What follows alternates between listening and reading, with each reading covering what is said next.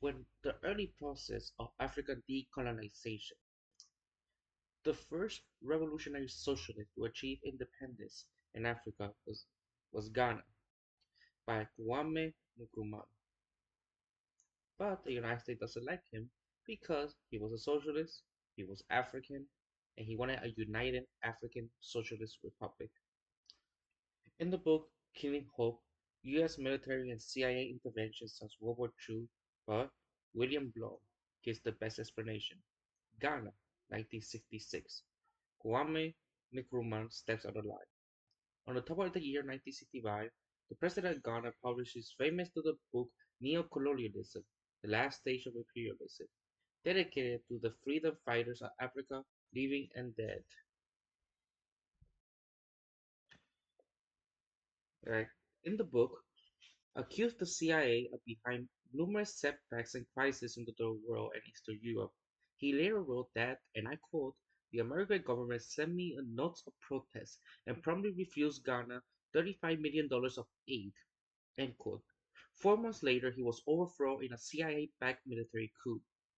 To be sure, the coup makers, members of the Ghanaian army and police, had their own motivations. They were fearful of having their power stripped from them by the suspicious Nkrumah, who was building up his own private army, and they were intent upon furthering their individual professional careers and status. Within days, even hours of the successful coup in February 1966, mayors had become colonels and colonels had become generals. There was more than a touch of Keystone Cops to the whole episode. He was a man who, as a student of the United States during the Great Depression, had roamed Harlem, slept in the subway, and lighted up the Father Device soup kitchen. There, there he was sold to be hailed as Africa's brightest star, a leader in a call for an anti-imperialist Pan-African organization and an international movement of national non-aligned in the Cold world. From all accounts, he engaged in idiosyncratic one-man rule. Through that, socialism could be promoted by edict from above. And though he spoke out boldly against neocolonialism, he was unable ultimately to keep Ghana from falling under the sway of multinationalists. When he attempted to lessen his country's dependence on the West by strictly economic and military ties to the Soviet Union, China, and East Germany, he effectively sealed his fate. The United States wanted him out. Great Britain, the former colonial power in Ghana, when it was known as the Gold Coast, wanted him out. France and West Germany wanted him out. Those Ghanaians who carried out the coup suffered from no doubt that a move against Nkrumah would be supported by Western powers. At the time of the coup, the Soviet press charged that the CIA had been involved, and in 1972, the Daily Telegraph, the conservative London newspaper, reported, and I quote, by 1965, the Accra, the capital of Ghana, CIA station had two score active operations, distributing largesse among President Nkrumah's secret adversaries, end quote. By February 1966, the report continued, the CIA had his plans ready to end his regime. The patient and assiduous work of the Accra CIA station was fully rewarded. It wasn't until 1978, however, that the story broke in the United States.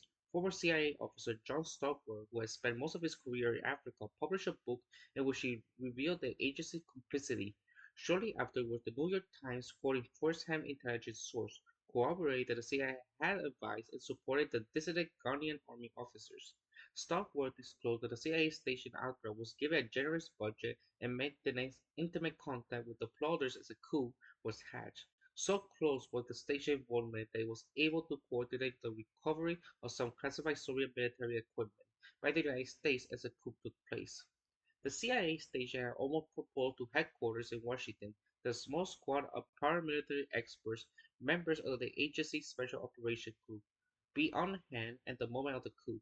With their faces blackened, storm the Chinese embassy, kill everyone inside, steal their secret records, and blow up the building to cover the fact. This proposal was squashed, Stockwell wrote, but inside CIA headquarters, the Accra station was given full, if unofficial credit for the eventual coup, in which 8 Soviet advisors were killed. The Soviet Union categorically denied that any of its advisors had been killed. The other intelligence officers who were in Ghana at the time of the coup had taken issue with Stockwell's view that CIA deserved full credit for Nkrumah's downfall, but they considered the agency's role to have been pivotal. At least some officials in Washington apparently agreed. With the CIA station's chief in Accra, Howard T. Bain was quickly promoted to a senior position in the agency. Este, when he was successful, one of the New York Times sources said of Bain, everyone in the Africa division knew it. If it failed, it would have been transferred and no CIA involvement revealed. Bain nevertheless was enraged with the CIA's high-level decision not to permit the raid on the Chinese embassy, at the time the Birkin government's only embassy in Africa. They didn't have the guts to do it, he successfully told an associate.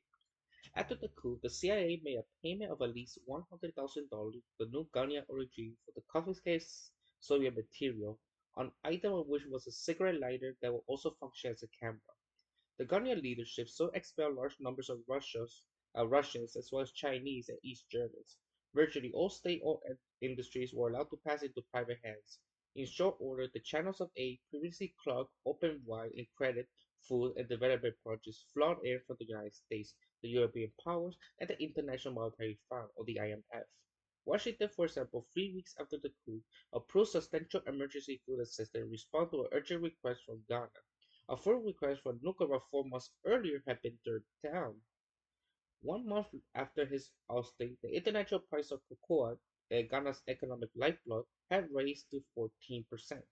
The CIA is reluctant to approve the action at the Chinese embassy maybe stem from the fact that the National Security Council has specially refused to authorize the agency's involvement in the coup at all.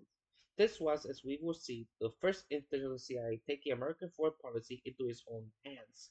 On such occasion, you know, the modus operandi calls for putting as little into writing as feasible or keeping records on official CIA files, thus making them immune to freedom of information disclosure or congressional investigation.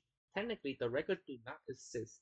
Legally, they cannot be destroyed at any time. This was the case with the Ghanaian coup and may explain why more detail of the CIA role had never been revealed.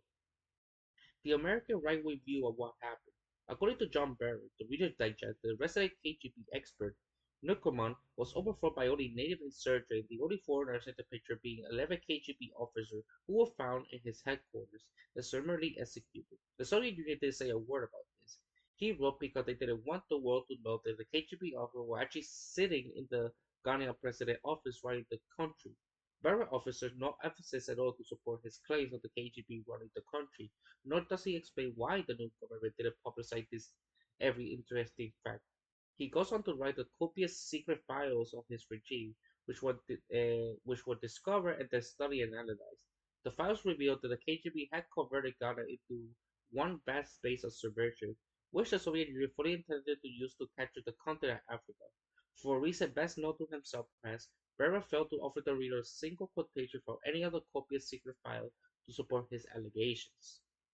And over time, the CIA is the largest, most powerful terrorist organization in the world, who has continuously, against its own government, to do what they want for Americans' interests.